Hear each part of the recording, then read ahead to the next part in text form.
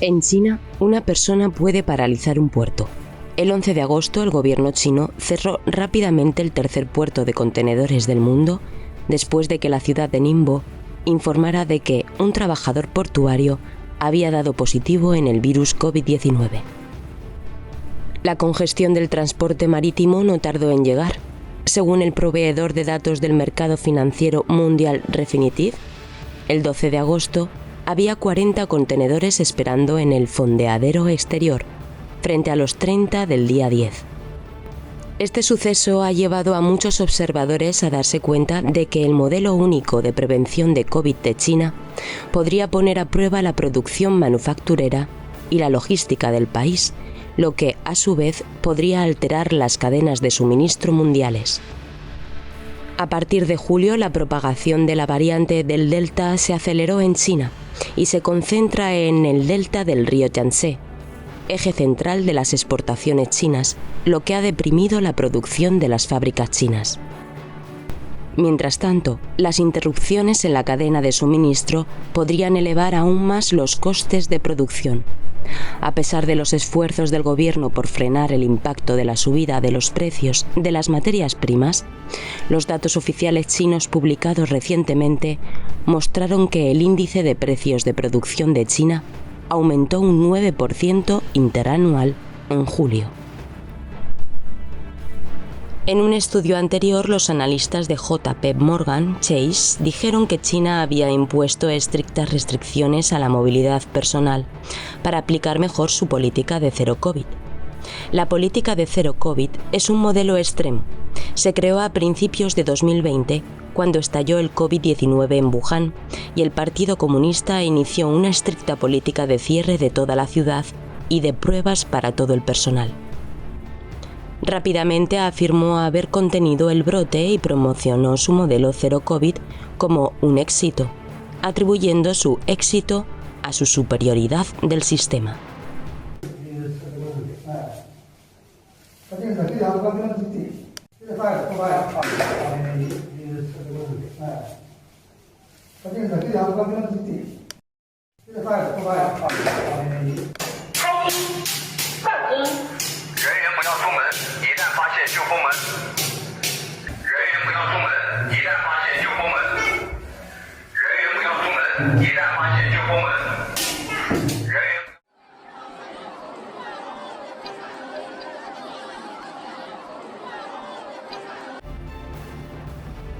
Las extensas vacunaciones, los cierres de las ciudades, las múltiples rondas de pruebas completas de ácido nucleico, la construcción de numerosos campos de aislamiento y el traslado de los residentes para la cuarentena requieren importantes recursos humanos y financieros y suponen costes considerables que deben salir de las arcas del gobierno.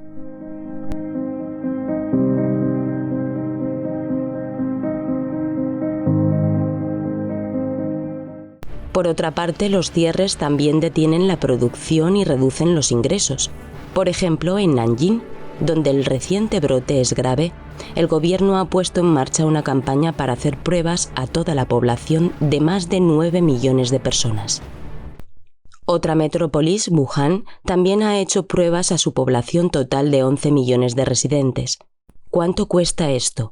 Echemos un vistazo a los registros de 2020. En mayo de 2020 a Wuhan le costó 2.000 millones de RMB, unos 309 millones de dólares, completar una ronda completa de pruebas en toda su población, que es de 11 millones de residentes. Si se llevara a cabo en todo el país, habría costado unos 43.200 millones de dólares.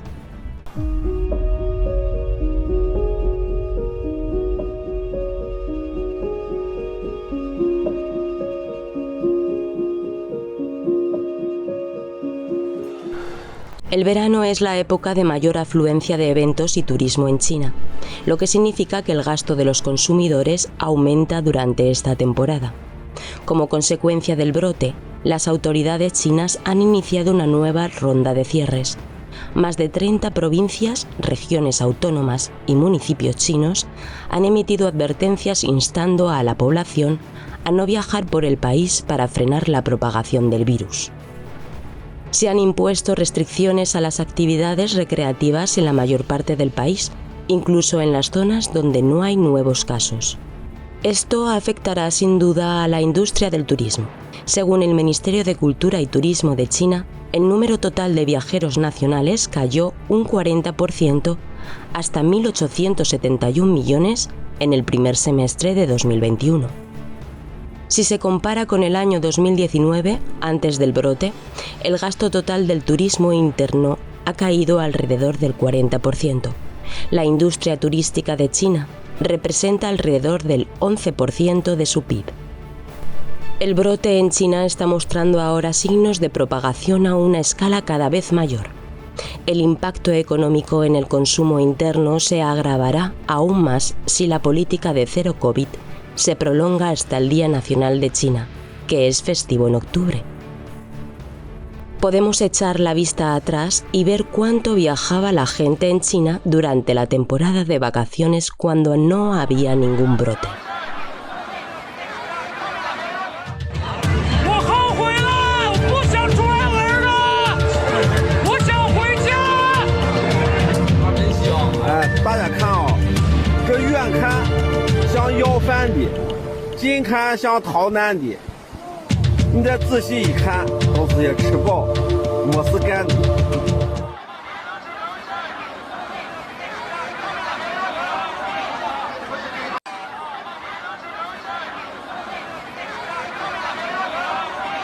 La plataforma financiera de China continental, Gelonghui, ha publicado estadísticas oficiales que muestran que en la primera mitad de 2021, entre las 31 provincias y municipios de China, solo Shanghái tuvo un superávit fiscal, mientras que el resto sufrió un déficit en el que los ingresos no cubrieron los gastos. Los datos también muestran que solo 14 provincias y ciudades de China tienen una tasa de autosuficiencia fiscal superior al 50%.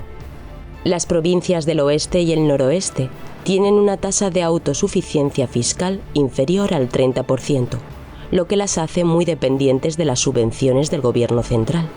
De la tasa de crecimiento del gasto fiscal, solo 16 provincias y ciudades tuvieron un crecimiento positivo del gasto público en el primer semestre de 2021. Winzhou, una provincia del suroeste, tuvo una caída del 12,5% en el gasto público en la primera mitad de 2021, una fuerte caída del 33,9% respecto al mismo periodo de 2019. Según el análisis, estas cifras muestran que las auditorías de inversión de proyectos se han vuelto más estrictas con la creciente presión de las deudas del gobierno local y los gastos no prioritarios y no esenciales se han reducido significativamente. El 16 de agosto, la Oficina Nacional de Estadísticas de China, NBS, publicó los datos de los principales indicadores macroeconómicos de julio de 2021. Aunque hay un aumento con respecto al mismo periodo de 2020, que fue en medio de la epidemia, los datos han disminuido en general desde 2021, quedando por debajo de las expectativas del mercado en general. El portavoz de la NBS de China explicó a una audiencia externa el 16 de agosto que la tasa de crecimiento anual de los principales indicadores económicos nacionales cayó en julio, causada por las altas temperaturas, las fuertes lluvias y los brotes locales en algunas áreas. En julio, la producción de valor añadido de escala nacional aumentó un 6,4% interanual. Se preveía un 7,8%, pero descendió un 1,9% respecto a junio de 2021. Las ventas totales al por menor de bienes de consumo aumentaron un 8,5% interanual en julio. Se proyectaba un 11,4%, pero se redujo un 3,6% desde junio de 2021. La inversión en activos fijos, excluyendo los hogares rurales, creció un 10,3% interanual de enero a julio. Se proyectaba un 11,2%, pero se redujo un 2,3% respecto al valor anterior. Tasa de crecimiento de la inversión en promoción inmobiliaria acumulado interanual. Precios al consumo intermensual. aumento de los precios de producción industrial intermensual. La autenticidad de los datos económicos publicados por el Partido Comunista Chino PCC ha sido ampliamente cuestionada por su habitual falsificación. Incluso observando los datos diluidos, se puede ver que la economía china va a la baja y que los indicadores económicos seguirán deteriorándose en agosto. Casi al mismo tiempo, los bancos de inversión internacionales han rebajado sus estimaciones de crecimiento del PIB chino para el tercer trimestre y para el conjunto de 2021. Nomura Securities rebajó su previsión de crecimiento interanual del PIB de China continental al 5,1% y al 4,4% en el tercer y cuarto trimestre, respectivamente, desde el 6,4% y el 5,3% anteriores, y redujo su previsión de crecimiento para todo el año 2021 al 8,2% desde el 8,9% original. Goldman Sachs, banco de inversión internacional, rebajó su estimación de crecimiento del PIB de China continental en el tercer trimestre al 2,3% interanual desde el 5,8% anterior. Morgan Stanley, la estimación de crecimiento del PIB de China continental para este año se recortó en 50 puntos básicos, hasta el 8,2% interanual, rebajando su previsión de crecimiento del PIB del tercer trimestre al 5,1%. El objetivo oficial de crecimiento económico de China del 6% para 2021 es inferior a la tasa de crecimiento ampliamente esperada. Pero para estabilizar el crecimiento, en la reunión del Politburó del Partido Comunista de finales de julio, se dio a entender que se mantendría una política monetaria acomodaticia. A principios de julio, el Banco Central chino inyectó liquidez en el sistema bancario por valor de 1 billón de yuanes, 15 billones de dólares, a pesar de que el país se enfrentaba a la creciente inflación y a los riesgos de la deuda. Entonces, ¿podrá el Partido Comunista permitirse seguir aplicando la política de cero covidentes en el futuro tomando medidas extremas? Parece muy difícil. En primer lugar, se ha cuestionado la eficacia de las vacunas nacionales de China. La vacuna china Sinovac reportó una efectividad máxima del 91% basada en un ensayo en Turquía. Su último ensayo en Brasil informó de una eficacia de poco más del 50%. En lo que respecta a la calidad de la vacuna producida en el país, China aún tiene un gran vacío para lograr la inmunidad de rebaño. Además, el bajo nivel de gobernanza de los funcionarios chinos puede dar lugar a sorpresas y lagunas recurrentes. El reciente brote de una nueva ronda de epidemias en el aeropuerto de Nanjing es un ejemplo. En episodios anteriores hemos descrito la relación entre el grave brote de Nanjing y la falta de profesionalidad de los funcionarios. En este momento no hay señales de que el PCC vaya a cambiar su actual modelo de prevención de brotes. La mentalidad extrema del PCC junto con su burocracia corrupta ha hecho casi imposible cualquier cambio positivo. Durante demasiado tiempo, los medios de comunicación oficiales del gobierno han criticado a gritos las laxas estrategias de prevención de brotes de los países occidentales, como Estados Unidos y el Reino Unido, ante la opinión pública china. El PCC tiene la costumbre de no admitir nunca sus errores, porque admitirlos significa socavar la autoridad del partido. En 70 años de propaganda mediática oficial china, el PCC ha sido descrito en 3 términos fijos: grande, glorioso y correcto. Un médico chino escribió en su Weibo personal el 29 de julio: la mayoría de los virólogos del mundo reconocen ahora que se trata de un virus residente y el mundo tiene que aprender a vivir con él. Posteriormente, los medios de comunicación oficiales chinos lo criticaron masivamente. El 1 de agosto, el medio de comunicación más poderoso dentro del PCC, conocido como La Bandera del Partido, publicó un artículo titulado La comparación entre Occidente y Occidente bajo la gran prueba contra la epidemia, en el que criticaba a Yan por su nombre. El 12 de agosto, el artículo se reprodujo en el diario del Pueblo en línea.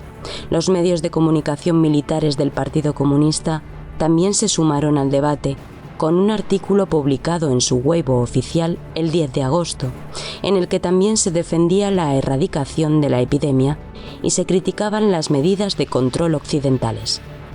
Un profesor de la Universidad de Pekín comentó en el Global Times, respaldado por el PCC el 9 de agosto, que es esencial continuar con las medidas integrales de prevención y control y no caer en la cadena de trucos de Occidente. El comentario decía que el argumento de la coexistencia con el virus es como aconsejar a un alumno aventajado con buenas notas en los exámenes que aprenda de los métodos de estudio de los alumnos pobres. No es en beneficio de China, sino con un significado más profundo.